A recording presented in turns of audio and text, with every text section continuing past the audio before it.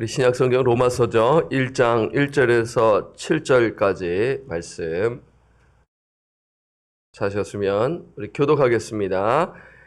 예수 그리스도의 종 바울은 사도로 부르심을 받아 하나님의 복음을 위하여 택정함을 입었으니 이 복음은 하나님이 선지자들을 통하여 그의 아들에 관하여 성경에 미리 약속하신 것이라.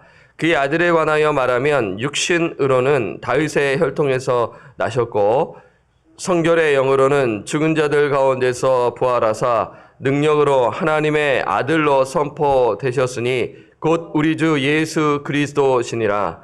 그로 말미암아 우리가 은혜와 사도의 직분을 받아 그의 이름을 위하여 모든 이방인 중에서 믿어 순종하게 하나니 너희도 그들 중에서 예수 그리스도의 것으로 부르심을 받은 자니라. 함께 읽겠습니다. 로마에서 하나님의 사랑하심을 받고 성도로 부르심을 받은 모든 자에게 하나님 우리 아버지와 주 예수 그리스도로부터 은혜와 평강이 있기를 원하노라. 아멘. 오늘 로마서 강해의 첫 번째 시간, 하나님의 복음이라는 제목으로 말씀을 드립니다. 제가 참 개인적으로 가장 좋아하는 성경을 꼽으라면 로마서를 꼽습니다. 뭐 다 성경이 다 소중하고 또 귀한 말씀인데 그 중에서 로마서가 제가 제일 또 좋아하는 말씀이죠. 로마서는 복음의 정수라고 불립니다. 어느 신학자는 로마서에 대해 이렇게 말하지요. 로마서를 아는 것은 기독교를 아는 것이다. 로마서를 알아야, 이해해야 기독교를 아는 것이다 라고 이야기합니다. 종교개혁가 마르틴 루터는 로마서에 대해 이렇게 이야기합니다. 신약에서 최고의 책이며 가장 순수한 복음이다 라고 말했습니다. 이 서신은 예수님의 삶과 가르침이 모든 시대의 교회를 위한 기본 진리가 되게 한다라고 이렇게 덧붙여서 말했는데요. 그렇습니다. 믿음의 선진들이 로마서로 인해 회심하고 주께 쓰임 받았어요. 예를 들어 어거스틴입니다. 이거에 대해 자세히 하나하나 하면 오늘 본문으로 들어가기가 힘든데 어거스틴이 그래요. 그의 신학의 기초는 로마서에서 왔죠. 그리고 마르틴 루터, 종교개혁을 일으킨 마르틴 루터, 그가 회심한 데에 있어서 결정적인 역할을 해준 성경이 로마서인데요. 1장 17절 말씀을 고민하다 회심한 것입니다. 나중에 드리도록 할게요. 그리고 켈빈입니다. 마르틴 루터가 더 선배예요. 100년 선배예요. 그 다음에 켈빈이죠. 장로교의 창시자 켈빈. 켈빈 역시도 로마서를 통해 은혜를 받은 사람이죠. 그 다음에 또 누가 있나요? 존 웨슬리가 있어요. 마르틴 루터의 로마서를 이제 쓴 그 책이 있는데 주석인가요? 서문을 보고 회심하는 거예요. 존 웨슬리. 감리교의 창시자 존 웨슬리도 로마서를 이제 말씀을 통해 은혜를 받은 것이죠. 로마서는 참으로 귀한 성경입니다. 오늘 저는 여러분 강해이면 한 구절 한 구절 막 이렇게 자세히 하는 이미지가 있잖아요. 저는 물론 그러한 측면에서도 또한 필요하다고 생각합니다. 하지만 새벽이고 또 설교 시간이기 때문에 그렇게 막 자세히 낱낱이 하면 길어지기 때문에 그 주제 속에 말씀을 나누도록 할게요. 오늘 설교 제목이 하나님의 복음이라고 말씀을 드렸어요. 여러분 로마서의 핵심 단어는 무엇입니까? 복음입니다. 로마서의 핵심 단어를 말씀해 주세요 하라면 복음이라고 할 수가 있는 것이죠. 복음은 헬라어로 유안겔리온인데 기쁜 소식이라고 하죠. Good news. 영어로는 복음이 무엇입니까? Gospel. 많이 들어보셨잖아요. Gospel송. 복음성가. Gospel. Gospel이 good spell에서 유래되었습니다. Good spell. 그러면 good은 뭐야? 좋은. spell은 뭡니까? Story. 이야기라는 것이에요. 가스펠은 좋은 이야기인 것입니다. 영어로는 이렇게 유래가 되는 것이고요. 당시 로마 시대의 복음은 어떤 의미였을까요? 전장에서 전령이 가져온 낭보나 왕위 계승자의 탄생을 공식적으로 선포하는 것을 의미하는 말입니다. 예. 황제에 관련되어 있지 않겠습니까? 박스 로마나의 통치 아래에서 로마 황제가 주어지는 소식이 이제 좋은 소식으로 당시 사람들은 이해한 것인데 그것이 좋은 이야기로 해석했는데 오늘 본문에서는 복음에 대해 어떻게 설명하는지 우리가 함께 세 가지로 제가 정리해서 말씀을 나누도록 하겠습니다. 첫째, 복음의 기원은 하나님이다입니다. 여러분 1절에서 이제 7절 말씀을 다 볼 수는 없는데 복음이란 무엇인가라는 주제 속에 봤었을 때 여러분 1절에서 7절은 인사말입니다. 근데 그 인사말에 대한 내용 또한 이제 차차 말씀을 드리도록 할게요. 왜 인사말을 했는지에 대한 이유가 있지 않겠습니까? 근데 오늘은 제가 복음에 대해 세 가지로 정리했는데 첫째, 복음의 기원은 하나님이다. 1절에서 2절을 보도록 하겠습니다. 한번 여러분 성경을 보십시오. 1절에서 2절입니다. 예수 그리스도의 종 바울은 사도로 부르심을 받아 하나님의 복음을 위하여 택정함을 입었으니 2절 함께 읽을까요? 시작. 이 복음은 하나님이 선지자들을 통하여 그의 아들에 관하여 성경에 미리 약속하신 것이라. 여러분 1절에 보게 되면 그냥 복음이 아니라 어떻게 표현했나요? 하나님의 복음으로 이렇게 표현하는 것이죠. 예수 그리스도의 종 바울은 사도로 부르심을 받았다라고 이야기하는 것이죠. 자기가 셀프 사도가 된 것이 아니라 다메섹 도상에서 예수를 만나지 않았습니까? 그래서 하나님의 복음을 전수받은 것입니다. 이 부분에 대해서는 갈라디아서 강해를 통해 아주 자세히 말씀을 드렸죠. 그래서 이게 은혜라는 것을 여러분들에게 드렸어요. 그런데 여러분 2절에 보시면 이 복음은 하나님이 선지자들을 통하여 그의 아들에 관하여 성경에 미리 약속하신 것이라 라고 표현되고 있는 것입니다. 하나님의 복음, 그 복음의 기원은 하나님이시다라는 것을 두 가지 표현을 통해 알 수가 있는 것이죠. 하나님의 복음이 뚝 떨어진 것이 아니라 미리 계획되고 약속되어졌다라는 것을 말씀하고 있죠. 누구를 통해서입니까? 구약의 선지자들을 통해서 전해진 것입니다. 구약의 선지자들을 통하여 하나님의 아들에 관하여 성경에 미리 약속되었다라는 것을 알 수가 있는 것입니다. 복음의 뿌리는 구약에서 시작되었다라는 것으로 우리는 생각할 수가 있는 것이죠. 여러분 로마서를 보게 되면 직접 구약을 인용한 것이 51회입니다. 그리고 부연해서 인용한 것이 10회이고요. 암시할 수 있는 것, 구약 말씀을 암시할 수 있는 것이 15회입니다. 합치면 76회이죠. 구약 성경을 이해해야 로마서를 이해할 수 있다라는 것입니다. 바울은 구약을 인용하며 복음이 자기가 만든 것이 아니라 성경에 약속된 것이다라는 것을 이야기하고 있는 것입니다. 그래서 복음은 무엇인가? 복음의 기원은 하나님이심을 이야기한다라는 것으로 정리할 수가 있죠. 두 번째, 복음의 내용은 예수 그리스도이다. 여러분 한번 정리해 보세요. 사도행전을 통하여 복음에 대해서 우리가 배우고 말씀을 암송하고 계시지 않습니까? 여러분 차트 기억나세요? 죄와 죄인, 은혜, 그렇죠? 그 다음에 하나님의 그 은혜 다음에 하나님의 진노와 그 사랑, 그리고 예수 그리스도의 십자가와 그 죽음, 그리고 또 어떤 이야기가 있어요? 믿음, 회개. 이 6가지 차트를 기억하시면 복음에 대해서 이야기할 수 있고, 오늘은 그 복음을 좀 더 확장되어져서 설명해 줄 수 있는 그러한 밑바탕이 되는 거죠. 첫 번째는 뭐예요? 복음의 기원은 하나님이시다. 두 번째, 그러면 복음의 내용은 무엇인가? 복음의 내용은 그리스도이시다라는 것입니다.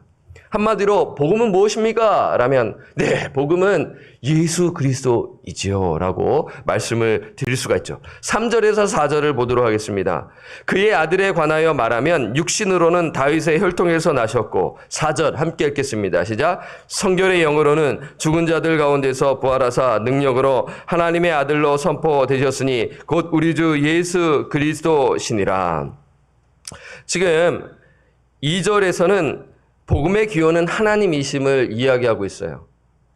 그러니까 자기가 이제 한 번도 가보지 못한 로마 교회 성도들에게 자기를 소개를 해야 되잖아요.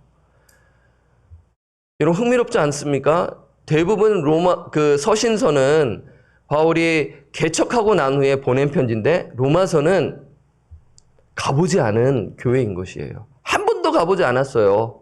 3차 전도 여행 때 쓴 서신이 로마서이거든요. 그러니까 3차 전도여행이면 아직 로마에 가기 전인 것입니다. 그러니까 목적이 있을 거 아니겠어요? 복음을 나눈다라는 것은 우리가 같은 복음을 지금 믿고 있는 자다라는 것을 자기 소개를 하고 나중에 말씀드리겠지만 이제 다음 시간에 말씀을 드릴 거예요. 스페인 선교를 위해 후원이 필요했어요. 그래서 자기를 소개할 필요가 있는 것이죠. 그래서 지금 복음의 내용은 예수 그리스도다. 그러니까 지금 로마 교회 안에는 유대인 그리스도인들과 이방인 그리스도인들이 함께 신앙생활을 하고 있었거든요.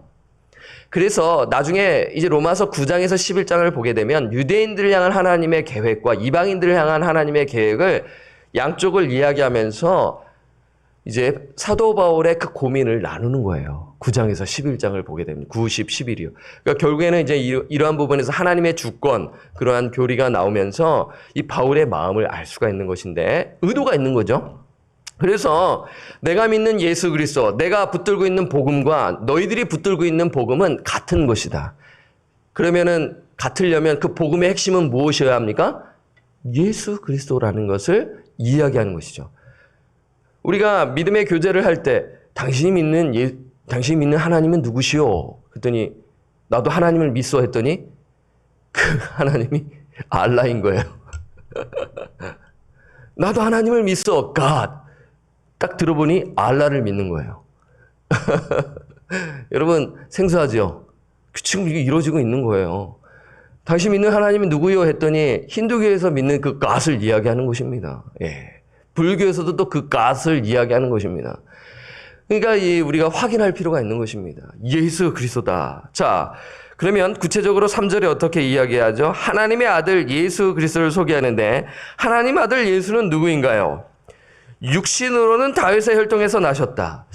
어제 룻기 말씀과 연결되죠? 예. 그 룻이라는 이방 여인을 통하여 계보가 이어져서 다윗이 탄생하게 되고 이 다윗의 계보에 따라 예수 그리스도가 이어지는 것을 우리는 어제 보았죠. 다윗의 혈통에서 나셨다. 여러분 다윗의 혈통에서 나셨다라는 것은 무엇을 가리킵니까? 예수 그리스도의 인성을 가리키는 것입니다. 예수님은 완전한 인간이시다. 예수님은 누구요? 네, 예수님은 인간으로 이 땅에 오셨습니다. 성육신 하셨습니다. 그리고 4절에 보게 되면 성결의 영이 나옵니다. 여러분 성결의 영이 무엇인가요? 이 부분이 좀 난해합니다. 여러 가지 해석이 있어요. 공부를 좀 하신 분들은 이 성결의 영이 상당히 해석이 여러 가지로 해석되어 있는데요. 이 성결의 영은 히브리적 표현으로 예수님과 그러니까 성령을 가리키는 것이죠. 성령. 히브리적 표현으로는 성결의 영은 성령을 가리켜요. 그러면 이 여기서 문맥적으로 봤었을 때 성결의 영은 예수님과 함께 하시는 성령님을 가리키는 것입니다.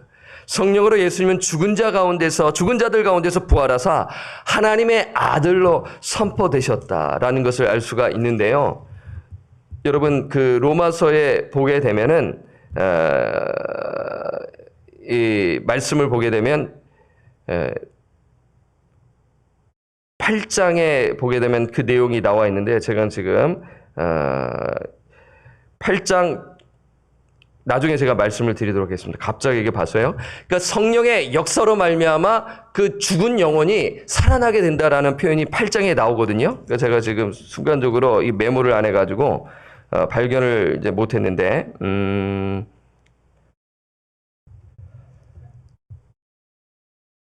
8장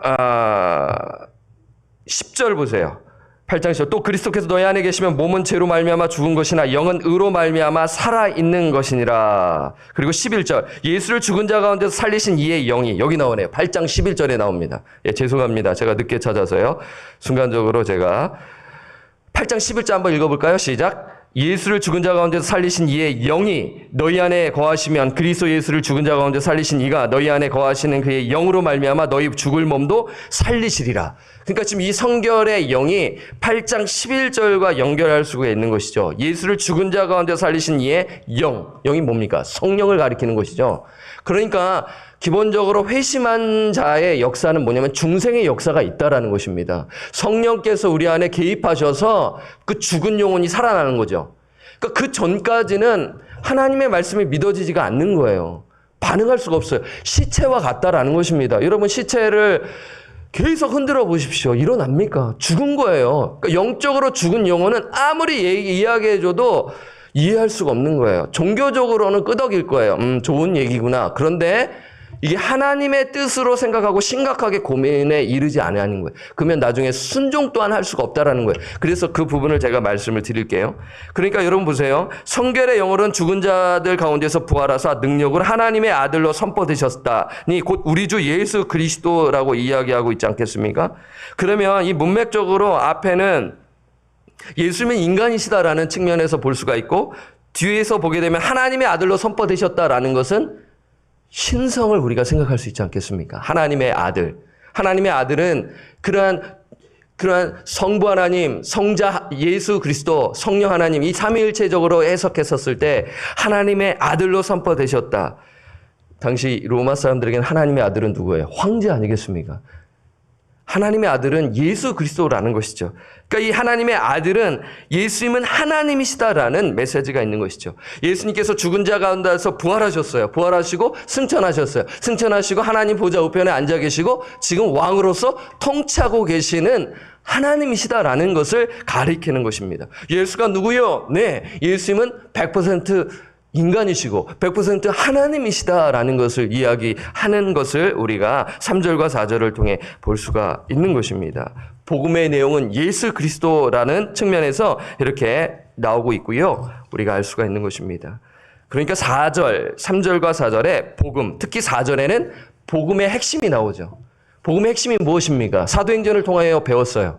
예수님의 죽음과 부활을 사도들이 그 중심으로 선포하지 않겠습니까? 그렇잖아요.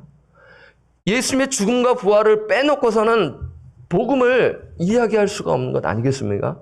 여러분 보세요. 사도행전의 2장에 보게 되면 복음을 선포해요. 베드로의 최초의 설교가 어떤 내용입니까? 예수님의 죽음과 부활을 반드시 구약 말씀을 인용하며 선포하고 있고요. 모든 그러한 스데반도 그랬고 그리고 또 누구예요? 빌립도 그랬으며 이렇게 복음의 핵심을 이야기하고 있는데 그 복음의 내용은 예수 그리스도라는 것을 알 수가 있죠. 자, 세 번째. 자, 마지막 세 번째가 중요합니다. 복음의 목적은 믿음으로 순종하는 것이다. 자, 이게 중요하죠. 5절을 보겠습니다. 그로 말미암아 우리가 은혜의 사도의 직분을 받아 그의 이름을 위하여 모든 이방인 중에서 믿어 순종하게 하느니라고 이야기하고 있는 것입니다. 여러분, 복음의 목적이 무엇입니까? 다르게 질문 드릴게요. 복음의 요청은 무엇입니까? 순종입니다. 여러분, 로마서 16장 한번 찾아보죠. 오늘 조금 길어졌는데요. 여러분, 서두라서 이해해 주시고요. 제가 최대한 제 분량이 있어요. 나 설명하다 보면 좀 길어지는데 양해 바라고요. 16장 25절에서 27절을 한번 볼까요? 마지막이에요.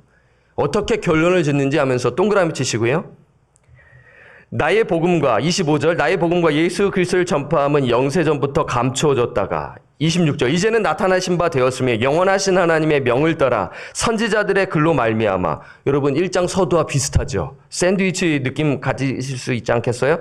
선지자들의 글로 말미암아 모든 민족이 믿어 뭐라고 해요? 믿어 순종하게 하시려고 알게 하신 바 그 신비의 계시를 따라 된 것이니 이 복음으로 너희를 능히 견고하게 하실 27절 함께 읽겠습니다. 지혜로우신 하나님께 예수 그리스도로 말미암아 영광이 세세 무궁하도록 있을지어다. 아멘. 이거 보세요. 서두에 우리에게 복음을 주신 목적이 뭐예요? 순종인 것이죠. 그리고 마지막 결론 또한 뭐예요? 믿어 순종하게 하시려고 알게 하셨다라는 것입니다. 하나님께서 우리를 구원하신 목적이 무엇입니까? 우리에게 성령을 주신 목적이 무엇입니까? 하나님의 뜻에 반응하여 순종하는 것을 이야기하고 있는 것입니다. 따라서 우리가 하나님의 뜻에 반응하여 순종할 수 있다는 것은 감사한 일이고 복된 일인 것이죠. 왜 그렇습니까? 나에게 구원 얻는 믿음, saving faith를 갖고 있기 때문인 것입니다. 복음이 있기 때문이에요. 내 안에 역사하는 그 복음이 있기 때문인 것입니다. 참된 신자에게는 순종하는 삶이 나타난다라는 말 기억하시죠? 주님 없는 복음의 책을 제가 쓱 다시 한 번 더 읽어보았어요. 존 맥아더의 책을 읽으신 분들은 딱 생각이 나실 것입니다. 여러분 반대로 한번 보세요. 구원 얻는 믿음을 가지고 있지 않은 자는 순종할 수 있나요? 순종할 수 없는 것입니다. 머리로 지식적으로 성경을 탁월하게 알 수 있어요. 그러나 순종은 할 수 없습니다. 구원 얻는 믿음이 없기 때문인 것이죠. 삶에 변화가 없습니다. 오로지 관심은, 그의 영혼의 관심은 현세적인 것이에요. 영적인 것에 관심이 없는 것입니다. 그러나 예수 그리스도를 구주와 주님으로 왕으로 모셔드린 자의 삶은 분명히 변화되고 하나님의 뜻에 반응하고 순종하게 되는 것이죠. 예수를 신뢰하는 자는 순종의 열매가 반드시 있다라는 것을 우리는 생각해야 하는 것입니다. 기독교를 오해하는 것 중에 하나가 믿음으로 구원을 받는다라는 것입니다. 네, 맞아요. 그거 맞아요. 오직 믿음으로만 구원을 받습니다.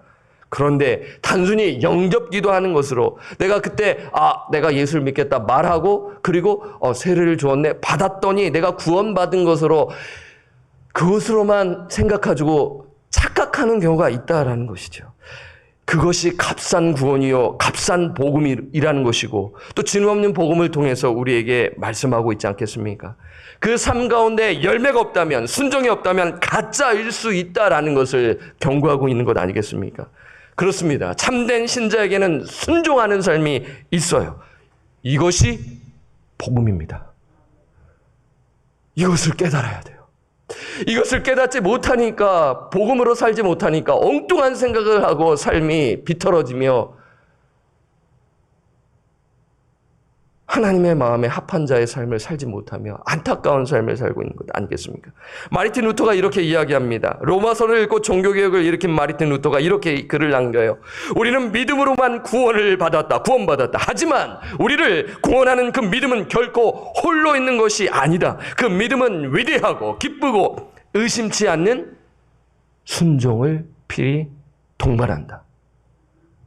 여러분, 마르틴 루터가 이런 이야기를 했단 말입니다.